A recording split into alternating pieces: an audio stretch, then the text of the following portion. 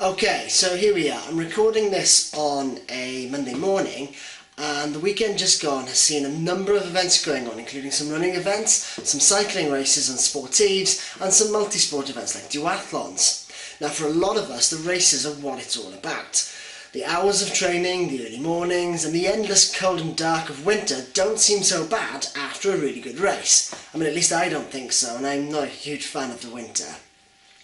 So now that the race season is finally here, I want to spend a few minutes just talking about the effect of it on your body and how you can make sure you recover properly from it as quickly as possible. Now, firstly, don't underestimate the impact that races will have on you. Even if it's a fairly short race, if it's the first one of the year, then it's going to be a bit of a shock to the system. Training hard is one thing, but the races are all new level altogether. Even if you're just there to take on a challenge, you're going to be sore and tired in the days afterwards. The first thing, therefore, is to give yourself a bit of time. Now, I can't tell you how many people I know who race hard on the Sunday and then get straight back into a tough training session on Monday. I mean, this can happen if you've got a bit of a buzz from the event and you can feel like you can take on the world. But it can also happen if the event went really badly and you want to get straight into trying to put it right. Now, I know this has been one of my downfalls over the years, but sadly it tends not to work that well. I mean, if a race has gone badly, then chances are I've been really tense and stressed during it, which means it will have taken a lot more out of me than if the race had gone well. I mean, you might find this yourself. If a race or a training session doesn't go to plan, you could very well end up feeling more sore and tired than normal, even though you might have gone slower.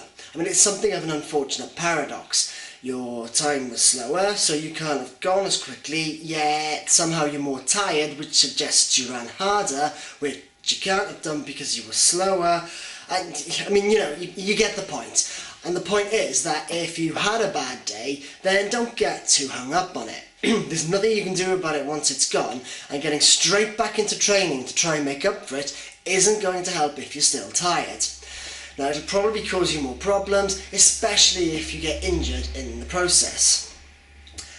So that's if the race went badly, and if the race went well, then take the break that you deserve. If it was a shorter race and a couple of days isn't going to hurt, and if it was a bit longer, then give yourself a week. I mean, for example, I know if I do a 10-kilometre race or a sprint triathlon on a Sunday, then I probably won't get back into training properly until Wednesday, and I certainly won't get back into the harder training until Friday. And if it was a standard distance triathlon or a longer running race, then it's probably the following Sunday before I'm fully back on my feet.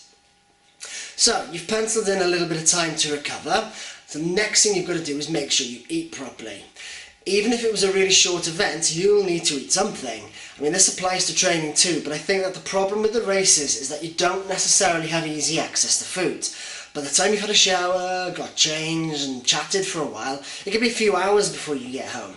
I mean, that's fine, but make sure you have a decent meal once you're home. The final thing to do then is make sure you get plenty of sleep. If it was an early morning start, then don't be surprised if you need a nap in the afternoon. If you feel sleepy and want a nap, then go for it.